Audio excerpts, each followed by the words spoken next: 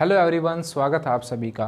देखो, आज का जो हमारा चैप्टर है उसका नाम है मानव बस्तियाँ, ह्यूमन सेटलमेंट्स। अब बस्तियाँ मतलब क्या, यानी कि जहाँ पे लोग रहते हैं, यानी कि आपके घर बार। तो इसमें हमें घर पढ़ने हैं मेनली, कि घर जो हैं उनके पैटर्न कैसे कैसे होते हैं। अब आप सोच रहे हो कि ये भी कोई पढ़ने की चीज़ है भाई, घर के पैटर्न कैसे कैसे होते हैं। सिंपली घर होता है भाई, अगर जिसका जैसा डिज़ाइन मन करे वैसा बना लो। पर हम इसमें घर का डिज़ाइन क्या है वो नहीं पढ़ेंगे, जो घर बसे हैं। सिंपली एग्जांपल ले लो, आप मान लो किसी सिटी में किस तरीके से घर बने हुए हैं, पूरी उस सिटी की प्लानिंग पढ़ेंगे।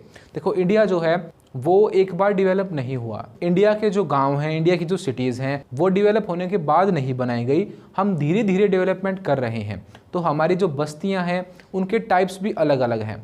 ठीक है, गाँव में अलग तरह के घर हैं। ठीक है, गांव में बहुत टाइप के आपको घर के पैटर्न मिल जाएंगे।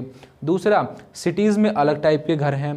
तीसरा, जैसे पहाड़ी एरिया है, लोकेशन के हिसाब से अलग अलग टाइप के घर हैं। तो पहाड़ी एरिया में अलग किस्म के होते हैं। ठीक है, प्लेन्स में अलग किस्म के होते हैं। तो हमें इसमें मेनली घरों के टाइप पढ़ने हैं, यानी कि जो ह्यूमन सेटलमेंट है, ह्यूमन सेटलमेंट का मतलब है ह्यूमन जो है वो कहाँ कहाँ पे सेटल हुआ है, किस टाइप से उसकी बस्तियाँ बनी हुई हैं। तो हमें इसमें मानव के आवास पढ़ने हैं। देखो, सबसे पहला टाइप है हमारा केंद्रीकृत बस्तियाँ, इंग्लिश में बोलेंगे क्लस्टर्ड सेटलमेंट्स। अब क्लस्टर का मतलब क्या होता है, ग्रुप, गुच्छा, गुच्छित वर्ड है ना, तो गुच्छा यानी कि क्लस्टर, बिल्कुल यानी कि पास पास घर होंगे, सिंपल सी बात है।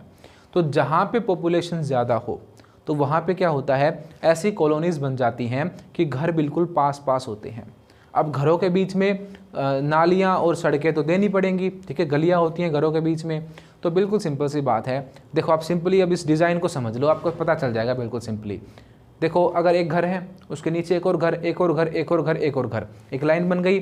फिर बिल्कुल पास में एक और घर, एक और घर, एक और घर, एक और घर। तो बिल्कुल पास पास में घर बन रहे हैं लगातार लाइन से। ऐसे ही करके पूरी बन गई बस्ती। अब इसके बीच में गलियां हैं।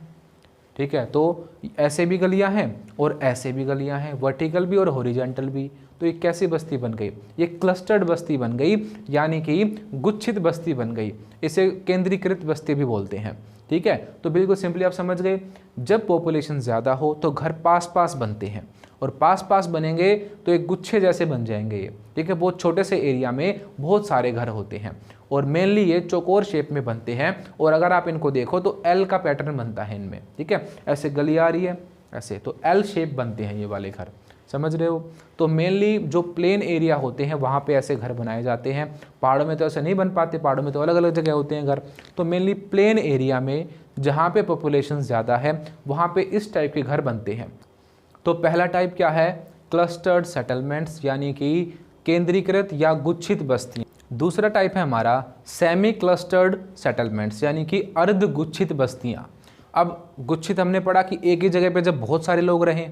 ठीक है, अब इसमें क्या है, सेमी क्लस्टर्ड लिखा हुआ है, अर्ध गुच्छित। अर्ध मतलब आधा, गुच्छित मतलब बहुत पास पास होना। ये एक ऐसी बस्ती होगी ना जहाँ पे कुछ एरिया में तो लोग ज़्यादा रहते होंगे एक ही जगह पे, और बाकी जो है बाहर खुले खुले पे बसे होंगे लोग। तो ये बस्तियाँ मेनली पहले गाँव में हुआ करती थी। ठीक है, आज के टाइम पे भी होती हैं। तो गाँव के लोग क्या थे, देखो जैसे जो पावरफुल जातियाँ हैं गाँव की, वो गाँव के सेंटर में रहती थी। तो उनकी पॉपुलेशन ज़्यादा थी, ठीक है, और उनकी पावर ज़्यादा थी, इसीलिए उनके घर होते थे गांव के बीच में। और जो दलित होते थे या पिछड़े हुए वर्ग होते थे, उनके घर वो गांव से बाहर बनवाते थे। तो गांव से बाहर होंगे तो अलग अलग एरिया में फैले होंगे ऐसे। तो ये बन गई हमारी अर्धगुच्छित बस्तियां, सेमी क्लस्टर्ड सेटलमेंट्स। समझे, पहले वाली क्या थी, गुच्छित, एक ही एरिया में पास पास अगर घर बना देंगे तो वो गुच्छित पैटर्न के बन जाएंगे। ठीक है, एल शेप की उसमें गलियां और सड़कें बनेंगी। ठीक, दूसरा है अर्धगुच्छित। इसमें क्या होगा, बीच में तो गुच्छित जैसी शेप होगी, चाहे वो राउंड भी हो सकती है, चाहे चौकोर भी हो सकती है। यानी गांव के सेंटर में तो पावरफुल लोग रहते हैं, और बाहर वाले एरिया में जो छोटी जाति हैं, दलित लोग हैं या कमज़ोर वर्ग है, उनको रखा जाता है। तो वो फैली फैली बस्तियां होती हैं उनकी, एक का घर उधर है, एक का घर उधर है। तो बीच में से तो ये आपको बिल्कुल भरी हुई दिखेगी, और बाहर वाली साइड से ये थोड़ी गैप में दिखेगी, आपको खाली खाली दिखेगी। तो इसे बोलते हैं अर्धगुच्छित बस्तियां। तो दो टाइप हमने पढ़े, पहला क्लस्टर्ड यानी कि बिल्कुल पास पास, दूसरा अर्धगुच्छित यानी कि आधा एरिया तो बिल्कुल पास पास है जो पावरफुल लोगों का बना हुआ है, और आधा जो है वो क्या है, वो फैला हुआ है, बिखरा हुआ है, थोड़ा खुला खुला है।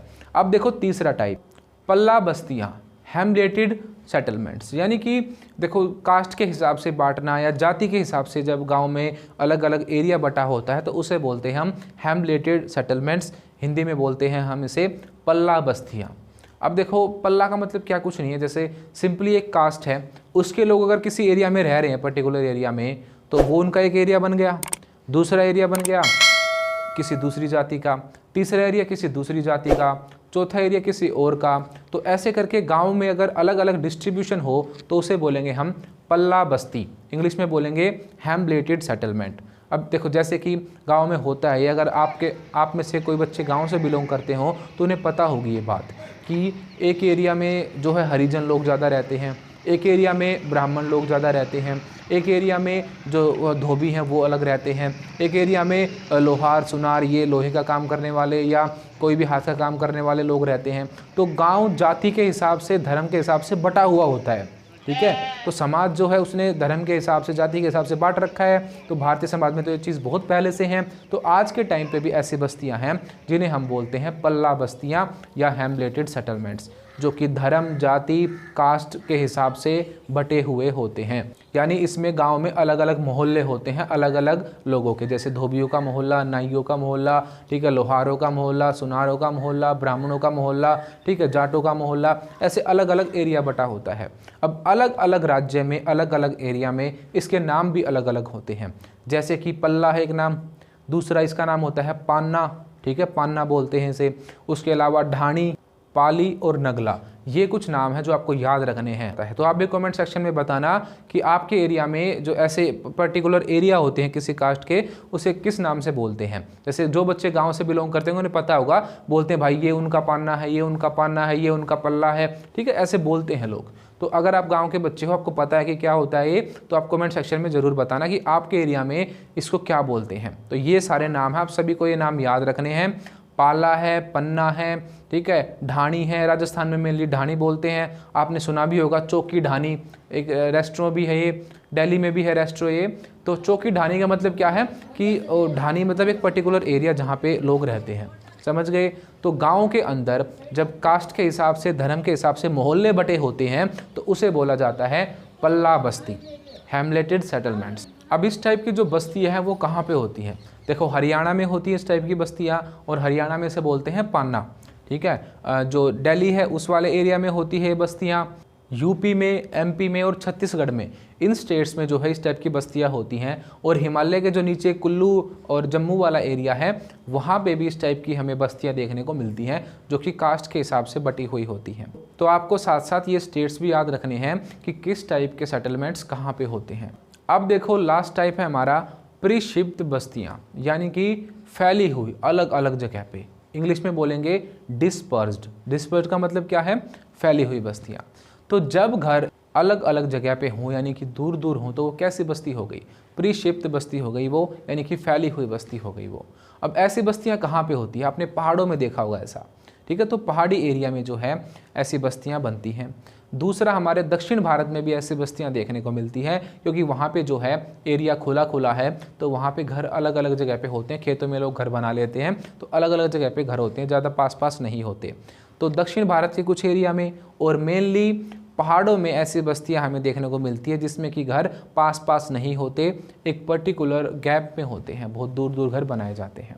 ऐसे घर कहाँ कहाँ पे होंगे? पहला तो वही हिमालयाज़ में होंगे क्योंकि वहाँ पे पहाड़ हैं, तो मेन पहाड़ों में ही होते हैं ऐसे घर। उसके अलावा इधर नॉर्थ ईस्ट में मेघालय नाम की जगह है, मेघालय में भी ऐसे घर देखने को मिलते हैं। और दक्षिण भारत में केरल जो है, केरल में भी ऐसे घर हमें देखने को मिलते हैं। तो आपको ये नाम याद रखने हैं कि ऐसी फैली हुई बस्तियाँ किस किस एरिया में है। देखो याद करने की चीज़ नहीं है, अगर आपको पता है ना कि ज़मीन कहाँ पे कैसी है तो आप अपने आप ही बता दोगे। अब पहाड़ हैं, पहाड़ में तो कॉलोनी बनती नहीं, पहाड़ में तो आपने देखा होगा कभी भी क्लस्टर्ड हाउस होते नहीं, खुले खुले अलग अलग एरिया पे सबके अपने अपने घर होते हैं दूर दूर।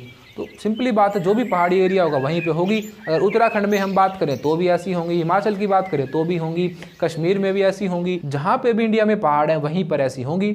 उसके अलावा जहाँ पर एरिया ज़्यादा खुला होगा वहाँ पर भी होंगी, ठीक है। तो मिज़ोरम में भी पहाड़ी एरिया है, ठीक है, और केरल में भी कुछ एरिया ऐसा जो पहाड़ी एरिया है, तो जो है यहाँ पे ऐसी बस्तियाँ हमें देखने को मिलती हैं। तो ये अब तक हमने पढ़ी गाँव के हिसाब से कि जो विलेज वाला एरिया है वहाँ पे घर किस किस टाइप से बटे होते हैं। अब हम अगले टॉपिक में बात करेंगे कि शहरों के हिसाब से घर कैसे बटे होते हैं। तो सिटीज़ में जो घर बनते हैं वो किस किस पैटर्न से बनते हैं, ये वाला टॉपिक हम अगली वीडियो में करेंगे। अगर आपको ये वीडियो अच्छी लगी है तो वीडियो को लाइक कर दो, चैनल को सब्सक्राइब कर लो और साथ में बेल आइकॉन जरूर प्रेस करना, क्योंकि इसी से आपके पास नोटिफिकेशंस आएंगे। तो नेक्स्ट वीडियो में मिलते हैं आपसे। कमेंट में हमें बताते रहो कि आपको हमारी वीडियोस कैसी लगती हैं। अगर आपको ज्योग्राफी के हैंड रिटन नोट्स पीडीएफ चाहिए तो हमें इस नंबर पर व्हाट्सएप करें। आपको सिंपली इस पर 12th ज्योग्राफी नोट्स लिख के मैसेज सेंड करना है। आपको नोट्स बहुत ही नॉमिनल प्राइजेस पर मिल जाएंगे। अगर आप अदर सब्जेक्ट्स के भी चाहते हैं तो आपको 12th लिख के आगे वो सब्जेक्ट मेंशन करना है। जैसे आपको हिस्ट्री की चाहिए तो 12th हिस्ट्री नोट्स, पॉलिटिकल की चाहिए तो 12 पॉलिटिकल नोट्स लिख के मैसेज सेंड करना है। And other details you will get on WhatsApp. Thank you.